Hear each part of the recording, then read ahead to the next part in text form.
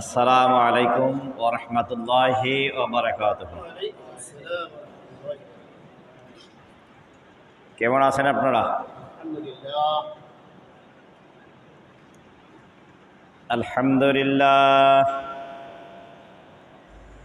আলহামদুলিল্লাহ নাহমাদুহু ওয়া নাস্তাঈনুহু ওয়া নাস্তাগফিরুহ ওয়া নাউযু বিল্লাহি মিন শুরুরি আনফুসিনা ওয়া মিন সাইয়্যাতি আ'মালিনা। من يهده الله فلا مضل له ومن يضلله فلا هادي له ونشهد أن لا إله إلا الله وحده لا شريك له ونشهد أن سيدنا وحبيبنا وسندنا ومولانا محمد أرسل رسوله بالحق بشيرا ونذيرا وداعيا إلى الله بإذنه وسراجا منيرا. فقد قال الله تعالى في القرآن المجيد والفرقان الحميد. পড়েন, সকলেই পড়েন। আউযু বিল্লাহি মিনাশ শাইতানির রাজীম।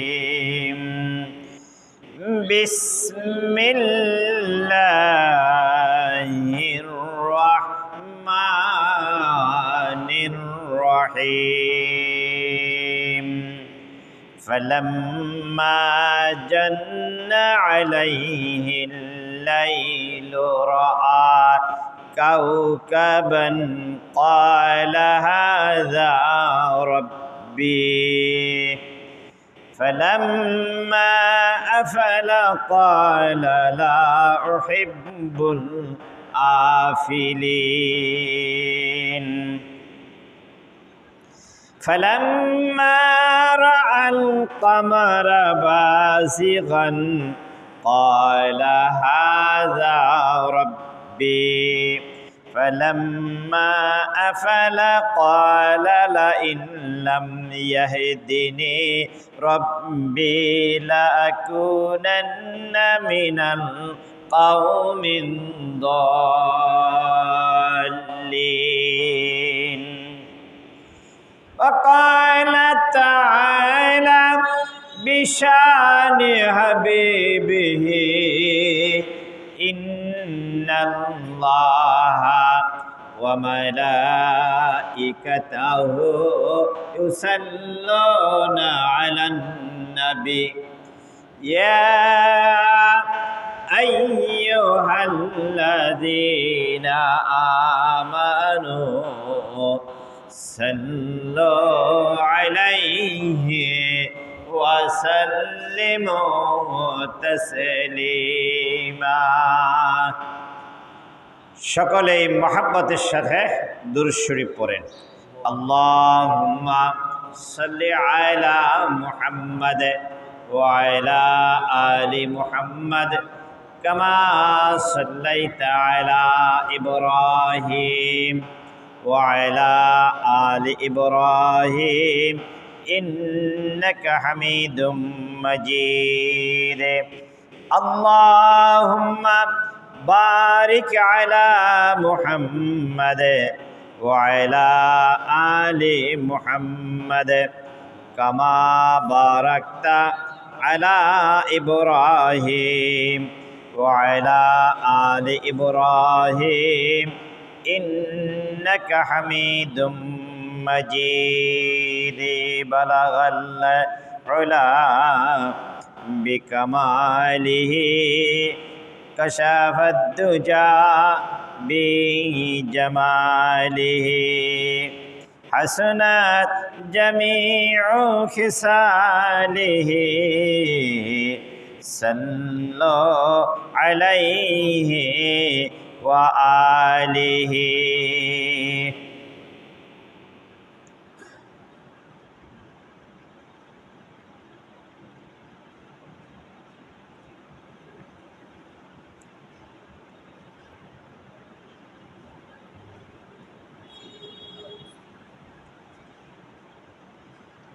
मुअज़्ज़ज़ मुहतरम उलमाए किराम, इमाम साहेब, दिगार उलमाए किराम, मुसल्लियान एजाम, যুবক ভাইয়েরা, পর্দার আড়ালে শ্রবণরতা মা ও বোনেরা, আসসালামু আলাইকুম ওয়া রাহমাতুল্লাহি ওয়া বারাকাতুহু। মহান রব্বুল ইজ্জাত আল জালালের দরবারে সকলে মিলে কালিমাতুশ শুকর আদায় করছি যে আল্লাহ আমাদেরকে আজ পবিত্র শুক্রবার জুমার নামাজ আদায়ের উদ্দেশ্যে আল্লাহর ঘরে আসার সুযোগ করে দিলেন। কার ঘরে? জোরে বলছি, কার ঘরে? ওই মহান মনিবের দরবারে সকলে মিলে কালিমাতুশ শুকর আদায় করছি আলহামদুলিল্লাহ। আজকে জুমার দিনে আল্লাহর ঘরে আসতে পারছি আমরা, খুশি না বেজার? কম না বেশি? বিশ্বনবী মুহাম্মদ রাসূলুল্লাহ সাল্লাল্লাহু আলাইহি সাল্লামের পরে দরুদ পেশ করছি, সকলে বলছি সাল্লাল্লাহু আলাইহি ওয়াসাল্লাম। আমরা এই পৃথিবীতে এখানে যারা আছি কেউ ছিলাম না, আজকে আছি, একদিন কেউ থাকবো না। একমত? কি বলেন? সকলে একমত? আমরা আজকে এখানে যারা আছি একদিন এই পৃথিবীতে কেউ আমরা ছিলাম না, ঠিক আছে না? আবার আজকে আছি, একদিন আমরা কেউ থাকবো না। যেতে হবে কার কাছে? বলেন বলেন, কার কাছে যাওয়া লাগবে? আল্লাহর কাছে যাওয়া লাগবে। আমরা এখানে যারা আছি সকলে কি এটা একমত পোষণ করছি?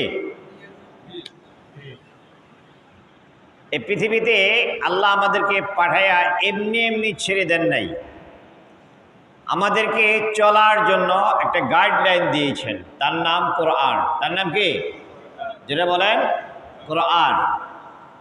আমি আজকে আপনাদের সামনে আলোচনায় আনছে, সামনে আসতেছে ঈদুল আজহা, কুরবানির ঈদ।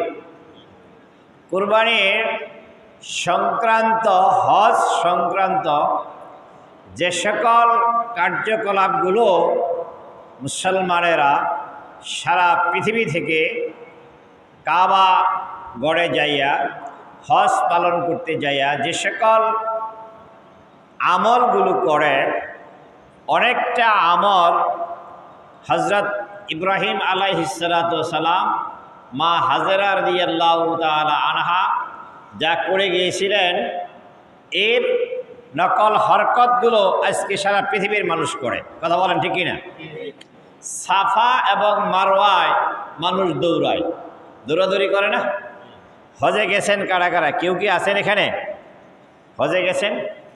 একজন দুইজন পাইলাম। সংক্ষিপ্তভাবে আপনাদের সামনে পেশ করছি। হাজেরা রাদিয়াল্লাহু তাআলা আনহা যখন তার সন্তান ইসমাইল আলাইহিস সালাতু ওয়াস সালাম এর জন্য পানি পান নাই, পানির অভাবে, খানার অভাবে নিজের বুকের স্তনগুলো শুকিয়ে গেল, বাচ্চা দুধ পায় না। মার মন বাচ্চাকে বাঁচাতে না পারলে শেষ চেষ্টাটা তিনি করলেন, নিজের জিহ্বাটা বাচ্চার মুখের ভিতরে ঢুকিয়ে দিলেন, যে এর থেকেও কিছু রস নিয়ে তার বাচ্চার পেটের ভিতরে যেতে পারে নাই। কাবাঘর থেকে একটু পূর্ব দিকে তাকালেই সাফা একটা পাহাড় দেখা যায়। এখন চিহ্ন শুধু আছে, ওইভাবে তো নাই। হাদিস আমরা চিহ্নটা শুধু আছে। হাজরা ওদিকে তাকায় দেখেন পানি ঢেউ খেলছে, মরিচিকার মতন। ওই যে এখন যে রৌদ্রটা দূরের দিকে তাকাইলে মনে হয় না যেমন পানি, হাজরা ওদিকে তাকায় দেখলেন মনে হয় এখানে পানি। দৌড়ালেন সেখানে সাফাতে, যাইয়া সেখানে দেখেন না এটা পানি না, এটা মরিচিকা। আবার উত্তর দিকে তাকালেন যে পাহাড়, একটা পাহাড় আছে, এই পাহাড়টার নাম মারওয়া। এই পাহাড়ে পানির মতো মনে হলো, দৌড় দিলেন সেদিকে, যে দেখেন সেখানেও পানি নেই। আবার পিছনে তাকালেন সাফাতে, দেখেন সাফার মধ্যে পানি। একবার সাফা থেকে মারওয়ার দিকে তাকায়, মারওয়া থেকে সাফার দিকে তাকায়, মনে হয় পানি, আসলে এটা পানি নয়। হাজরা রাদিয়াল্লাহু তাআলা আনহা তার সন্তানকে বাঁচানোর জন্য পানির জন্য দৌড়াদৌড়ি করলেন, সাফা থেকে মারওয়া, মারওয়া থেকে সাফা। এই যে দৌড়াদৌড়িটা করলেন 7 বার দৌড় দিয়েছেন। কয়বার? জোরে বলেন কয়বার? আমার আল্লাহর কাছে হাজরা রাদিয়াল্লাহু তাআলা আনহার এই দৌড়টা এত পছন্দ হয়ে গেল, কিয়ামত পর্যন্ত আনেওয়ালা হাজী সাহেব যারা থাকবেন প্রত্যেকের জন্য সেখানে হজ করতে গিয়ে হাজরা রাদিয়াল্লাহু তাআলা আনহার এই সাফা মারওয়ার দৌড়টা একটা আমল বানিয়ে দিলেন। সুবহানাল্লাহ। আজকেও মানুষ সেখানে যায় সাফা এবং মারওয়ায় দৌড়াদৌড়ি করে। কথা বলেন। আমি আরো সামনের দিকে অগ্রসর হই।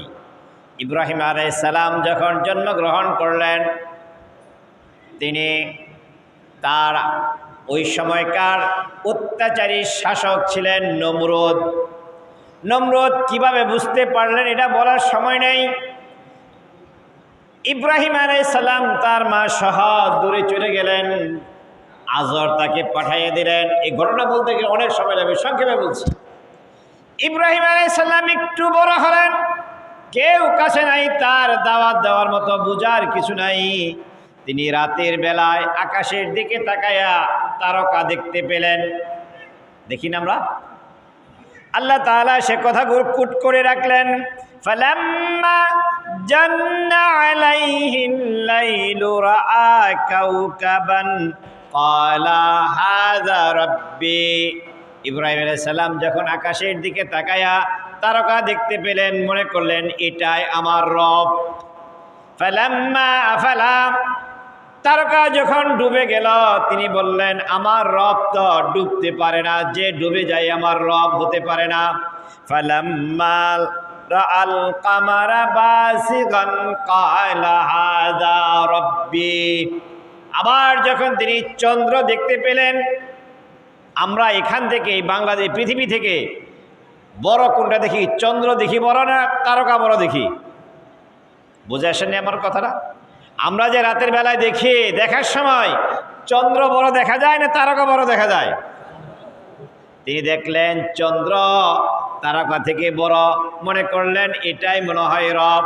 আবার যখন চন্দ্র ডুবে গেল তিনি বললেন এটা আমার রব হতে পারে না, আমার রব কোনোদিন ডুবতে পারে না, ম্লান হতে পারে না।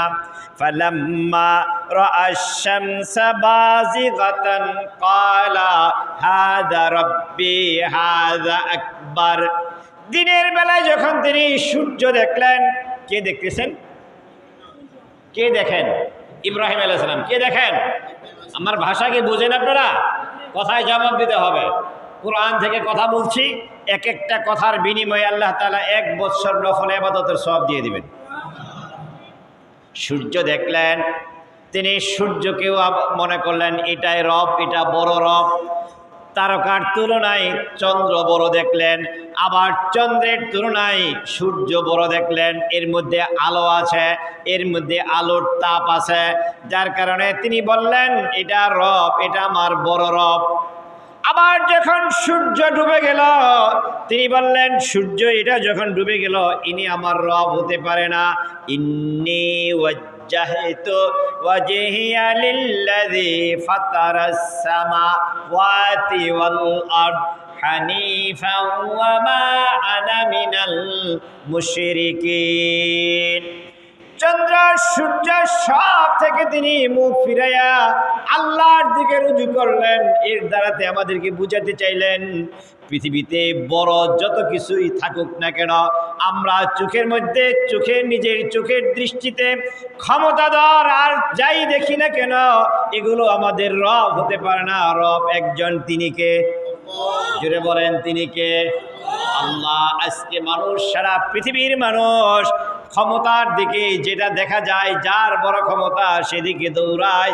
আসলে দৌড়াতে হবে একজনের দিকে, তিনি, জোরে বলেন, তিনি আল্লাহ। ইব্রাহিম আলাইহিস সালাম একটু বড় হলেন। বড় হওয়ার পরে দেখা গেল তার কওম, তার বাবা, তারা মূর্তি পূজায় বিভোর। তিনি দাওয়াত দিলেন তার বাবাকে, বললেন, বাবা এগুলো তো রব হতে পারে না, এগুলো কোনো কিছুই করতে পারে না। পারে নাকি? কথা বলেন, পারে নাকি? তার বাবাকে যখন দাওয়াত দিলেন, বাবা বললেন, তুমি কি তাহলে আমার দেবতাকে মন্দ বলো নাকি? বাবা পিতা পুত্রর মধ্যে কথা কাটাকাটি হতে লাগলো। বেশ কিছুদিন চলল। হঠাৎ করে সবাই মেলায় চলে যাবে। মেলায় যাবেন, ইব্রাহিমকে বলেন, চলো তুমিও চলো, মেলায় যাই। ফাকালা ইন্নী সাকিম। তিনি বললেন, বাবা আমি অসুস্থ, তোমরা যাও। কে বললেন? কে বললেন? ইব্রাহিম। কাকে বললেন? বাবাকে বললেন, আপনি যান, আপনার কওম যারা আছে সবাই যান, আমি অসুস্থ, আমি যেতে পারবো না। সকলেই মেলায় চলে গেলেন। মেলায় যাওয়ার পরে ফাতাওয়াল্লা আনহু মুদবিরিনা ফাযাগা ইলা আলিহাতিম। সকলেই যখন মেলায় চলে গেল, ইব্রাহিম আলাইহিস সালাম ভগবানের ঘরে গেলেন।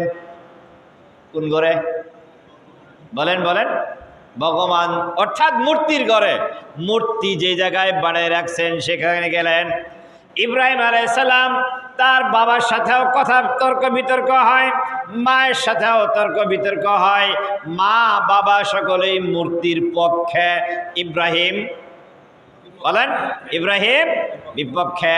মা বাবা মূর্তির পক্ষে, ইব্রাহিম বিপক্ষে। এই কথাগুলো সব সময় পিতা পুত্র, মা পুত্রের সাথে হয়, এলাকাবাসীর সাথে হয়। আপনারা বলেন, এলাকাবাসী মা পিতা সহ সকলেই ইব্রাহিমকে ভালো জানে না মন্দ জানে? কারণ হলো তাদের পক্ষে ইব্রাহিম নয়। সকলেই মেলায় গেলেন। ইব্রাহিম চিন্তা করলেন, সবাই যখন মেলায় গেছে একটা সুযোগ আছে। মাকে যেয়ে বলে, মা, জি বাবা, সবাই তো মেলায় চলে গেছে, ভগবানরা না খাই আছে। কথা কি বুঝতে পারতেছেন? মা চিন্তা করলেন, আমার ছেলের মতলব মনে হয় একটু ভালো হয়েছে। বোঝেন এই কথাটা? কি করা যায় বাবা, কি করা যায়? মা, তোমার ওই যে বড় খাসিটা আছে, ওই খাসিটা দাও, জবাই করে, আজকে তো কেউ নাই, আমি আর তুমি আছি, খাসিটা জবাই করে দাও, ভগবান গো একটু খাবার দিয়ে আসি। মাই চিন্তা করলেন, মনে হয় ছেলের মন মেজাজ একটু ভালো হয়েছে, আমগো পক্ষে আছে, খুশি। কি বলেন? আমার কথাকে বুঝতে সমস্যা হয়? খাসি জবাই করলেন, খাবার পাকাইলেন। খাবার এবার পাকায়া ভগবানের কাছে নিয়ে খাবার দিয়ে খাও। বলেন আপনারা, খায়? কথা বলেন, খায়? খায় না। তারা বলে, ইব্রাহিম আলাইহিস সালাম বলে, মা লাকুম লা তানতিকুন। এটা আলা ফাকাল আলা তাকুলুন, তোমরা খাও না কে? কথা বলো আমার সাথে, কথাও বলে না। ভগবানরা তাদের রব ইব্রাহিমের সাথে কথাও বলে না, খায়ও না। ইব্রাহিম জিজ্ঞেস করে, খাবার কি ভালো হয় নাই? কোনো কথা নাই। জোয়ান মানুষ, বিয়ে করে নাই তখনও, জোয়ান মানুষ একটা কুড়াল আনছে। কুড়াল বোঝেননি? কুড়াল বোঝেননি? কুড়াল এনে সবগুলো মূর্তি ভেঙ্গে চুরমার করে দিলেন। সুবহানাল্লাহ বলবেন না? আমার কথা কি আপনারা বুঝেন?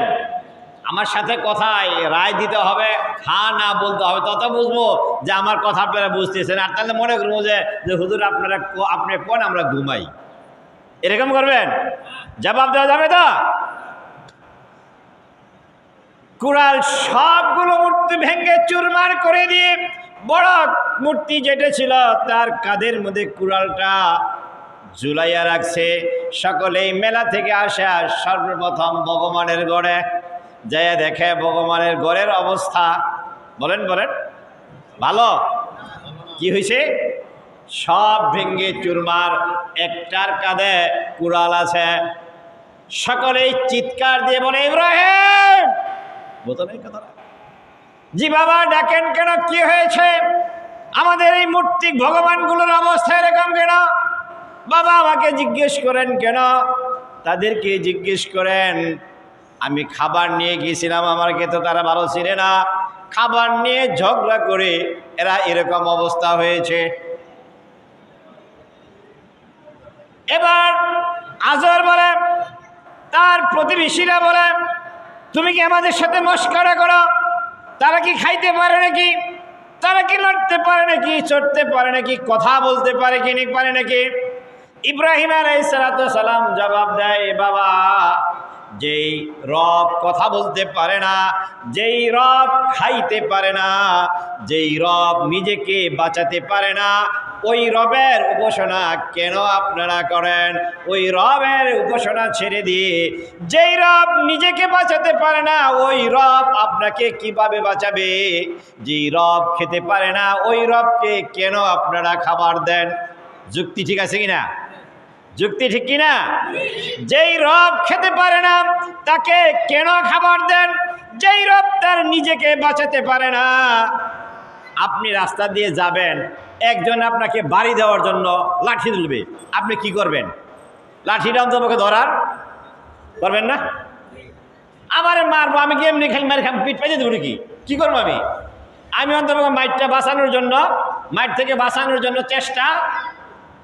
ইব্রাহিম আলাইহিস সালাম জবাব দেয়, বাবা তোমার যেই রব নিজেকে বাঁচাতে পারে না, নিজেকে রক্ষা করার ক্ষমতা যেই রবের নাই, ওই রবের উপাসনা তুমি কেন করো?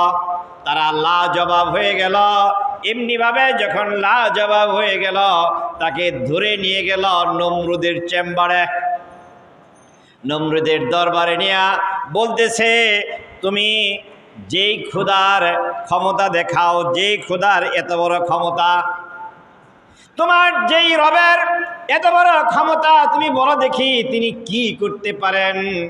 ইব্রাহিম আলাইহিস সালাম জবাব দেয়, রব্বিয়াল্লাযী ইহয়ী ওয়া ইউমীত। নমরুদ তুমি শুনে রাখো, আমার রব তিনি মানুষকে বাঁচাতেও পারেন, মারতেও পারেন। সুবহানাল্লাহ বলবেন না? মৃত্যু কে দেয়? জোরে বলেন, কে দেয়? মরণ কে দেয়? পৃথিবী আমরা চলছে, এখান থেকে বাড়ি যেতে পারবো এই গ্রান্টি, কথা বলেন, এই গ্রান্টি নাই। আবার বেঁচে থাকবো এই গ্রান্টিও নাই। ইব্রাহিম জবাব দিলেন, আমার রব এমন রব যিনি মানুষের মরণ দেয়, যিনি মানুষের জীবন দেয়। নমরুদ বলে, ওই কথা ওইটা আমিও পারি। এমনিভাবে তার চোখের সামনে জেলখানা থেকে একজন মানুষ যার কোনো অপরাধ নাই, ইনি এমনিভাবেই তাকে জেলে আটকাইয়া রাখছে। আছেন এরকম? কথা বলেন। অপরাধ নাই, তারপরও আটকায় রাখছে। পরে জামিন হয়, তারপরে শুনানি হয়, শুনানির পরে মামলা দোষী নির্দোষ সাব্যস্ত হয়। একজন মানুষ, তার কোনো দোষ নাই, এই মানুষটা জেলখানা থেকে এনে সবার সামনে জল্লাদ দিয়া তার দুইটা খণ্ড করে দিলেন। ইব্রাহিম বলে, নমরুদ বলেন, এই দেখো আমি জিন্দা মানুষকে মরণ দিয়ে দিলাম। নাউজুবিল্লাহ বলবেন না? আবার রাতের বেলায় তার ফাঁসি হবে, 2 দিন পরে তার ফাঁসি হবে। ফাঁসির সময় নির্ধারণ হয়ে গেছে। এই মানুষটা জেলখানা থেকে এনে বললেন, তুমি মুক্ত। ও ইব্রাহিম তুমি শোনো, এই মানুষটার মরণ 1 দিন আগ পরে তাকে আমি জীবন দিয়ে দিলাম। নিরপরাধ মানুষকে মেরে ফেললেন। আবার অপরাধীরা তাকে কি করলেন? ছেড়ে দিলেন। বললেন, ইব্রাহিম, তোমার রব মানুষকে বাঁচাতে পারে, তোমার রব মানুষকে মৃত্যু দিতে পারে, এটা আমিও পারি, এটা আমি তোমাকে দেখাইয়া দিলাম। নাউজুবিল্লাহ বলবেন না? আমার কথা কি বুঝতেছেন আপনারা? আমি বুঝতেছি না, আপনাদের শ্রোতাগুলো এরকম কেউ আমার সাথে কথায় শেয়ার করেন না। ইব্রাহিম আলাইহিস সালাম বললেন, ফাইন্নাল্লাহা ইয়াতি বিশ-শামসি মিনাল মাশরিকি ফাতি বিহা মিনাল মাগরিবি। আমার রব সূর্য পূর্ব দিকে উদয় করে পশ্চিম দিকে অস্ত দেয়, ঠিক কি না? সূর্য কোন দিক থেকে ওঠে? পূর্ব দিকে ওঠে। ডুবে কোন দিকে? পশ্চিম দিকে। আর আমরা, তুমি শুনে রাখো, আমার রব সূর্য পূর্ব দিক থেকে উদয় করেন, পশ্চিম দিকে অস্ত দেন। তুমি যদি পারো এবার তোমার ক্ষমতা দিয়া সূর্যটা পশ্চিম দিক থেকে উদয় করে পূর্ব দিকে অস্ত দাও। বলেন, এখন বলেন, পারবে? নমরুদ পারবে? ওর বাবায়, ওর 14 গোষ্ঠী কেউ পারবে না। ফাবুহিদাল্লাযী কাফারা ওয়াল্লাহু লা ইয়াহদিল কাওমান যালিমিন। তারা লাজবাব হয়ে গেল, সবার সামনে বাদশারে অপমান করলো, ঠিক না? বাদশাহ যা বলতেছিল ইব্রাহিম সব কথাগুলো খণ্ডন করে দিয়ে এমনভাবে আটকালো, নমরুদের 14 গোষ্ঠী আর জবাব দেওয়ার মতো কিছু রইল না। এবার নমরুদ বলে, ওর নামে মামলা দাও, নিয়ে আটকাও। ইব্রাহিমকে মামলা দিয়া নিয়ে আটকালো। আগে ধরে নিয়েছে, আজকে মনে হয় বাংলাদেশে এটা নাই, বাসা থেকে ধরে নিয়ে তারপরে মামলা দেয়, আছে কি না? মামলা 1টা 2টা 3টা 4টা হয় কি না? হয় না। মামলা হলো গাড়ি বুড়ার, মামলা হলো অমুকটার সমুকটার, আছে না? নাই? বুঝতে হবে, যারা মামলা দেয় তারা নমরুদের দল, ঠিক কি না? নিরপরাধ মানুষগুলো থেকে ঘর থেকে বের করে নিয়ে যারা মামলা দেয় তারা নমরুদের দল। কথা বলতে ভয় পাচ্ছেন আপনারা? ভয়ের কিছু নাই। আসছি একদিন, যেতে হবে একদিন, থাকবোই আমরা আল্লাহর পথে। কথা বলেন, ঠিক কিনা? আসতেছি কথায়। এবার মামলা হয়ে গেল, তাকে জেলখানায় ঢুকানো হলো, রায় হয়ে যাবে, এবার তাকে মৃত্যুদণ্ড দেওয়া হবে। বুঝেন, অপরাধ একটাই, অপরাধ হলো তিনি মানুষের তৈরি করা মূর্তির পূজা করে না, তিনি উপাসনা ডাক দেয় একমাত্র আল্লাহর দিকে। কথা বলেন, ঠিক না? আজকেও বাংলাদেশে বহু হাজার হাজার আলেম আছে যারা মানুষের তৈরি করা আইনকে বাদ দিয়ে আল্লাহর তৈরি করা আইনের পথে চলার কারণে তারে মামলা দিয়ে জেলখানায় ঢুকাইয়া রাখে। কথা বলেন। সম্মানিত ভাইরা আমার, এবার রায় হয়ে গেল, তার মৃত্যুদণ্ড দেওয়া হবে। কিভাবে মৃত্যু দিবে? সংক্ষেপে কথা টানতেছি। কিভাবে মৃত্যু দিবে? মৃত্যুটা তাকে দেবে এরকম, আগুন জ্বালাইয়া আগুনের মধ্যে ফেলাইয়া তাকে মেরে ফেলা হবে, পুড়ে মারবে। সব ব্যবস্থাপনা হয়ে গেল। আগুন ধাউ ধাউ করে জ্বলছে, নমরুদের আগুন ধাউ ধাউ করে জ্বলছে। মারবে কাকে? কারে মারবে? ইব্রাহিমকে মারবে। ইব্রাহিম তো বাহিরে আছে, এইবার তাকে আগুনের মধ্যে ফালাবে কিভাবে? যদি আগুনের মধ্যে ফালাতে যায়, যে ফালাতে যাবে তারও তো আগুন ধরবে, ঠিক না? আকাশের আগুনের, নমরুদের আগুনের উপর দিয়ে কোন পাখি যদি যায়, নমরুদের আগুনটা এত তেজস্বী ছিল, আকাশের দিকে পাখি উড়ে গেলে নমরুদের আগুনের উপর দিয়ে যদি পাখি উড়ে যায়, এই পাখির মধ্যে আগুন ধরে যায়। এত বড় পাওয়ারফুল আগুন। নমরুদ এবার ইব্রাহিমকে ফালাবে কিভাবে? চরক গাছ বানানো হলো, এই চরক গাছ দিয়ে তাকে আগুনে ফালাবে। চরক গাছ উঠছে, আর এই চরক গাছ দিয়ে যখন সবাই টানতে শুরু করলেন, এই কিছু দূর ওঠার পরে এইবার আর চরক গাছকে লড়াতে পারে না। এলাকার সমস্ত জোয়ান মানুষগুলো চরক গাছ লাগানোর জন্য চেষ্টা করতে লাগলো। চরক গাছ নড়ে না। আল্লাহ রব্বুল আলামিনের রহমতের ফেরেশতারা চরক গাছকে আটকায় রাখছে যেন ইব্রাহিমকে আগুনে ফালাতে না পারে।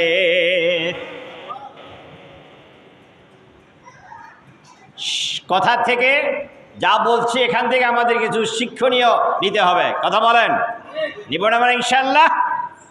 যখন এই চরক গাছ নিরা উড়াতে পারে না, ঘুরাতে পারে না, রহমতের ফেরেশতারা এই গাছকে আটকায় রেখেছে। এবার নমরুদের কাছে বড় একজন জুব্বা পরে সাদা দাড়ি পাগড়ি পরা একজন লোক নমরুদের কাছে গেলেন, যে বলতেছেন আমি যা দেখি তোমরা তা দেখো না, যে কি করা লাগবে। নমরুদে, তোমার এই চরক গাছ কেন করে না তোমরা জানো না? আমি জানি। বলো কি করা লাগবে, কি করতে হবে, কেন? তিনি পরামর্শ দিলেন, তুমি যে চরক গাছটা জোয়ান মানুষ দিয়া ঘুরানোর জন্য চেষ্টা করছ, এই নমরুদের এই চরক গাছকে যাদের ঘুরতে না পারে আল্লাহর ফেরেশতারা এটাকে আটকায় রাখছে। আজকেও সারা পৃথিবীতে অনেক জুব্বাদারি লম্বা টুপিওয়ালাও আছে যারা তাগুতের পক্ষে কাজ করে, মুসলমানের কোরআনের পক্ষে কাজ করে না। আছে না এরকম? সরকারের কাছ থেকে স্বাভাবিক সুবিধা নেওয়ার জন্য কোরআনের বিপক্ষে এরকম দাড়ি টুপিওয়ালা বহু মানুষ আছে যারা কাজ করতেছে। কথা বলেন, ঠিক না বেঠিক? আমি ওদিকে যাব না। এবার কি করা লাগবে পরামর্শ দেয়। পরামর্শ হলো এইটাই, কিছু জোয়ান ছেলে মেয়ে দিয়ে ওই চরক গাছের কাছে নিয়ে জিনা করাও। নাউজুবিল্লাহ বলবেন না? এটাও অনেকে রাজি হয় না।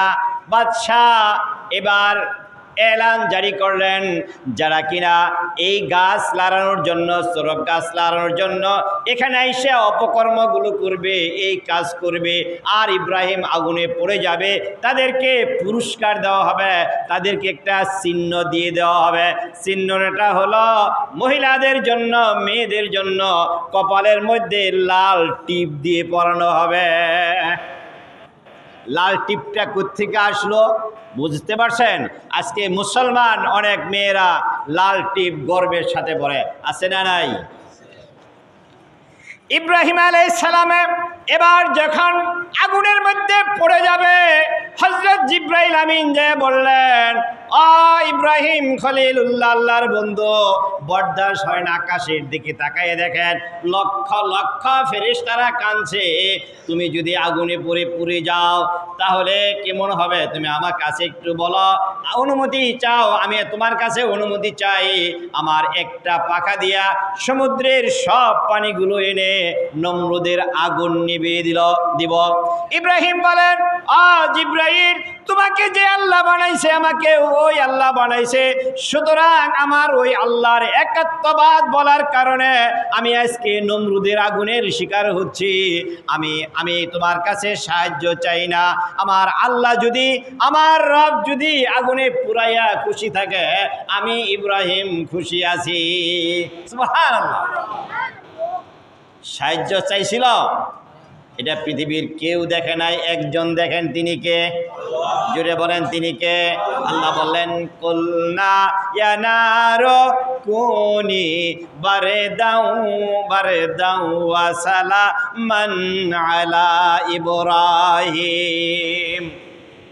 ও আগুন, আমার বন্ধু ইব্রাহিমের জন্য শান্তিময় ঠান্ডা হয়ে যাও। সুবহানাল্লাহ। ঠান্ডা যা দুই রকম, একটা শান্তি লাগে, আবার এক সময় কাঁথা গায়ে দেওয়া লাগে, ঠিক কিনা? আপনারা বলেন তো, শীতের সময় যদি লেপ গায়ে না দেন, কি বলেন, কাপড় না পরেন, জ্যাকেট গায়ে না দেন, তখন কি শান্তি লাগে? ইব্রাহিমের জন্য আগুনটা এরকম হয়ে গেল যে আগুনটা শান্তিময়, আরামের ব্যবস্থা হয়ে গেল। সুবহানাল্লাহ। আগুন পুড়ে জারখার হয়ে সব শেষ হয়ে গেল। লক্ষ লক্ষ মানুষ আগুনের দিকে তাকায় রইল। আগুন নিভে গেল, শেষ হয়ে গেল। আগুন শেষ হওয়ার পরে ইব্রাহিম সুন্দর সুস্থ শরীরে বাহিরে চলে আসলেন। দৃশ্য দেখে হাজারো মানুষ ইব্রাহিমের কালেমা পড়ে মুসলমান হয়ে গেলেন। নমরুদ তারপরেও ছাড়ে না। মামলা শেষ হয় আরেকটা দিয়ে আবার বাজিয়ে রাখে, আছে না নাই? কথা বলেন, আছে না নাই? মামলা একটা শেষ হয় আরেকটা দিয়ে আটকায়, আরেকটা শেষ হয় আরেকটা দিয়ে আটকায়, জামিন হয়ে যায় তারপরও আবার জেলখানার গেট থেকে আটকায়, আছে না নাই? ইব্রাহিম আলাইহিস সালাম আগুন থেকে বের হয়ে গেলেন, এই জালেম গোষ্ঠীরা তারপরও ছাড়ে নাই। এবার বলে তোমার রবের সাথে আমার যুদ্ধ হবে। কে বলতেছে? নমরুদ। কে বলতেছে? কথা বুঝে আসতেছে আপনাদের? নমরুদ বলে তোমার রবের সাথে আমার এবার যুদ্ধ হবে। তোমার রব থাকে কোথায়?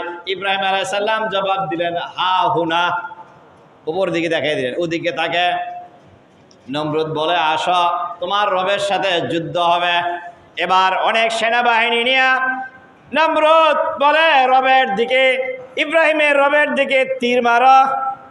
ইব্রাহিমের রবের দিকে তীর মারে, উপরে তীর মারে। আপনারা বলেন আল্লাহরে কি পাই নাকি? কথা বলেন, পারবো? পৃথিবীর কেউ দেখে নাই, একজন দেখেছেন, তিনি জোরে বলেন। আল্লাহ বলেন ও জিব্রাইল, নমরুদ যেহেতু এরকম করতেছে, ওর সাথে একটু মকরামি করা দরকার, একটু হাসি ঠাট্টা করা দরকার। বলেন কি করা লাগবে, কি করা লাগবে? আল্লাহ রাব্বুল আলামিন জিব্রাইলকে বলেন ওই নমরুদ যেই তীর মেরেছে ওই তীরের মধ্যে একটু রং লাগাইয়া দাও, রক্ত লাগাইয়া দাও। কোনো কোনো জায়গায় পাওয়া যায় এটার মধ্যে মাছের একটা রক্ত লাগিয়ে দিছিল, সুবহানাল্লাহ বলবেন না? এই জন্য মরা মাছ হালাল। বাজারতে মাছ কিনে আনেন, সব জেতা না কিছু মরা থাকে, মরাটা ফালাই দেন না খান, তার মানে মরা মাছও হালাল। গরুর গোশত গরু যে খান, জেতাটা জব করে খান না মরাটা জব করে খান? জেতাটা জব করে পরে খান, মরাটা কি জব করে দেব? মরাটা হারাম। মরাটা কি? গরু মরাটা হারাম, মুরগি মরাটা, মাছ মরাটা হালাল। কেন হলে এত ব্যাখ্যা দেওয়ার সময় নাই। একটার মধ্যে মাছের রক্ত লাগিয়ে দিলেন। পিছনে যখন বেক হয়ে আসলো তখন নমরুদ বলে ও ইব্রাহিম, এই যে দেখো তোমার রব ময়রা বেটকি। নাউজুবিল্লাহ বলবেন না? ইব্রাহিম বলে নমরুদ রে, তুমি আমার রবকে চিনো না? আমার রবের ক্ষমতা কত, একটু পরে দেখতে পাবে আমার রবের ক্ষমতা। তোমাকে মারার জন্য আল্লাহর বেশি কিছু দরকার হবে না। আল্লাহ রাব্বুল আলামিন নমরুদকে সাইজ করার জন্য, নমরুদের সেনাবাহিনীকে সাইজ করার জন্য হাতি পাঠাইছে। কথা বলেন, হাতি পাঠাইছে, বাঘ পাঠাইছে, ভাল্লুক পাঠাইছে, সব চাইতে ছোট প্রাণী মশা। কি পাঠাইছে? সেনাবাহিনীদেরকে মশায় কামড়ায় আর তারা সারের মতো চিৎকার করে। নমরুদ বলে আরে বোকার দলেরা, মশায় কামড় দিলে মানুষ এভাবে কান্দে নাকি? সেনাবাহিনীরা বলে আপনারা তো দেয় নাই, বুঝবেন করতে দিয়া লোক পরে বুঝবেন। আল্লাহ তাআলা বলে দিছে মশারে সব সেনাবাহিনীকে কামড়াবি, নমরুদ রে কামড় দিস না। টুলে লেখালা দেখ, তার সেনাবাহিনীরা চিৎকার করে, নমরুদের কামড় দেয় নাই, চিৎকারও দেয় নাই। একটা ন্যাংরা মশা নমরুদকে কামড় দেয় নাই, নাক দিয়ে একবারে হেডু বিষে বসছে। সুন্দর করে বইসা, এবার ভালো করে বইসা আস্তে করে পিন মারে। কেমনে বলেন বলেন? আস্তে করে পিন মারে। আর যখন পিন মারে তখন সব সেনাবাহিনীর চিৎকার বন্ধ, এবার নমরুদের চিৎকার স্টার্ট। সুবহানাল্লাহ বলবেন না? এবার নমরুদ যখন চিৎকার দেয়, 10 জনের চিৎকারে যে আওয়াজ হয়েছে, নমরুদের একার চিৎকারে এত বড় আওয়াজ। সব সেনাবাহিনীরা বলে অহন কান্দেন কে? বুঝলেন না আপনারা? আমাদেরকে কামড়াইছে, আপনি টিটকারি গেছেন, এখন আপনাকে কামড় দেয়, আপনি কান্দেন কে? বলে তোরে টিটকারি করিস না রে, আমার মাথার চুলগুলি টুটাই না দে। মাথা ব্যথা হইলে অনেক সময় চুল টাইনা দেয়, ঠিক কিনা? টাইগার বাম দেয়, দেয় না এরকম? আমি তো প্রত্যেক দিন আসি না আপনাদের এখানে, 2-1 মিনিট বাড়ালে কি আপনারা রাগ করবেন? মাত্র 2-3 মিনিট বাড়াবো, আমি রাগ করবেন আপনি? রাখো। এবার চুল টানে, মাথা ব্যথা যায় না। এই হাত দিয়ে বাড়ি মারে, মাথা ব্যথা যায় না। তক্তা দিয়ে বাড়ি মারে, মাথা ব্যথা যায় না। মাথা ব্যথা হলে মানুষ ঔষধ খালি বদলায়, একবার নাপা খায়, একবার টাইগার বাম দেয়, একবার চুল টানে। নমরুদ বলে তোরা বদলাইতে বদলাইতে এমন এক জিনিস নিছে যে জিনিসের বাড়ি দিলে মাথা ঠান্ডা লাগে, জিনিসটা জুতা। জিনিসটা কি? জোরে বলেন, জিনিসটা কি? বেতের বাড়ি বেজ্জুতি বেশি না জুতার বাড়ি? কথা বলেন। জুতা দিয়া পিটায়। এবার জোয়ান ছেলেরা 8 ঘন্টা করে কাজ করে, চাকরি করে, নমরুদরে কি দিয়ে পিটায়? জোরে বলেন, জুতা দিয়া পিটায়। আর যখন জুতার বাড়ি আসতে হয় নমরুদ খেপে যায়। এক নৌজওয়ানের প্রতি যখন খেপে গেল, নৌজওয়ান বলে পরে পিটাই মু, জন্মের পিটাই মো, এমন জোরে বাড়ি দিছে মাথা ফেটে গেছে আর মশা বেরিয়ে গেল। দীর্ঘদিন জুতা দিয়া পিটানোর পরে নমরুদ দুনিয়া থেকে বিদায় হয়ে গেল। আল্লাহ রাব্বুল আলামিনের বন্ধু ইব্রাহিমের সাথে বেদবি করার কারণে নমরুদকে আল্লাহ রাব্বুল আলামিন জুতা পিটা করে এই দুনিয়া থেকে বিদায় করে দিয়েছেন। জানতে চাই মুসলমান, আমার ওই আল্লাহ আছে না নাই?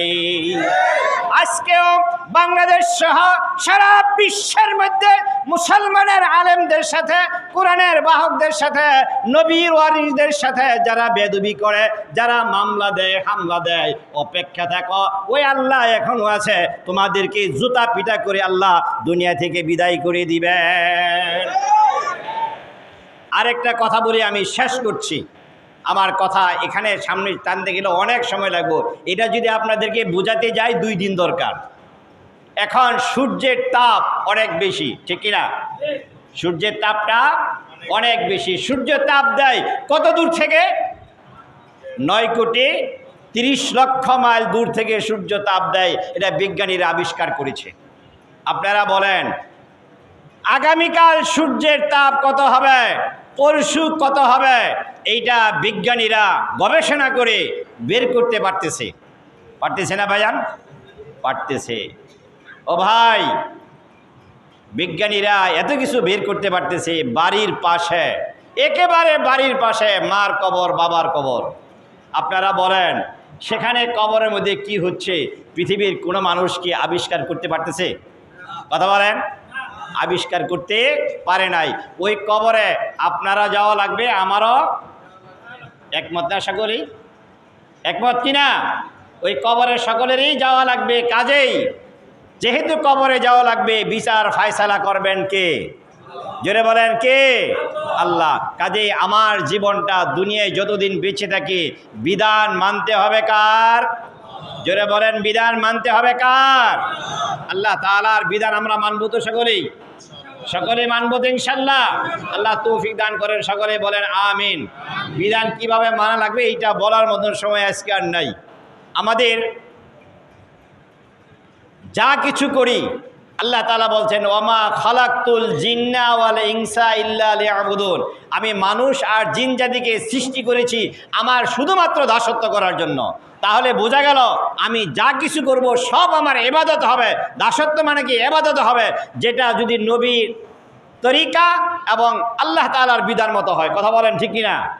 আমি আপনাদের কাছে 2টা জিনিস উদাহরণ দিচ্ছি। গরুর গোশত হালাল না হারাম?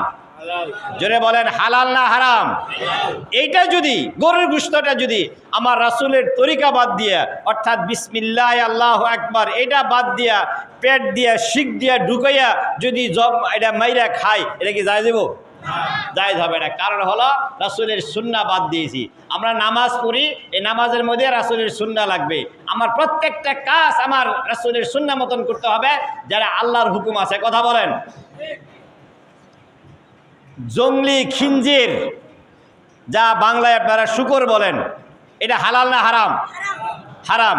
এটা যদি আপনাদের মসজিদের ইমাম সাহেব সহ 10 জন ইমাম সাহেব নিয়ে জবে করেন বিসমিল্লাহ আল্লাহু আকবার বলে, এটা কি জায়েজ হইব? হবে না। কেন? আল্লাহর হুকুম নাই। হবে না কেন? আল্লাহর হুকুম নাই। আমার 2টাই থাকতে হবে। আমার জীবনের যা কিছু আছে, নামাজ, রোজা, হজ, যাকাত, আমার রাজনীতি, আমার ব্যক্তিগত জীবন, আমার পারিবারিক জীবন, আমার সামাজিক জীবন, প্রত্যেকটা কাজ আমাদের ইবাদত হবে যেটা আল্লাহর হুকুম রাসূলের সুন্নাহ মতো হয়। আর প্রত্যেকটা কাজ আমার ইবাদত হবে না যদি আল্লাহর হুকুম রাসূলের সুন্নাহ না থাকে। এবার বিবেচনা করেন, আমরা যা করি, আমার রাজনীতি, আমার ব্যবসা, আমার বাণিজ্য, আমার বিয়ে শাদী, আমার সংসার, যা কিছু করি এর মধ্যে রাসূলের সুন্নাহ আছে কিনা? আর রাসূলের সুন্নাহ যদি না থাকে, আমার ব্যবসার মধ্যে রাসূলের সুন্নাহ যদি না থাকে, আমার রাজনীতিতে রাসূলের সুন্নাহ না থাকে, আমার ইমামতে যদি রাসূলের সুন্নাহ না থাকে, আমার নামাজ যদি রাসূলের সুন্নাহ না থাকে, আমার ইবাদত দেখতে হবে একটা ইবাদত করতেছি, আসলে এগুলো ইবাদত হবে? আল্লাহ তাআলা আমাদেরকে প্রত্যেকটা জিনিস আল্লাহর হুকুম রাসূলের সুন্নাহ মতো করার তৌফিক দান করেন। সকলে বলেন আমিন। একটু রাগ করেন আপনারা। ওয়া মা আলাইনা ইল্লাল বালাগ। আসসালামু আলাইকুম ওয়া রাহমাতুল্লাহি ওয়া বারাকাতুহু। সুন্নাত পড়েন।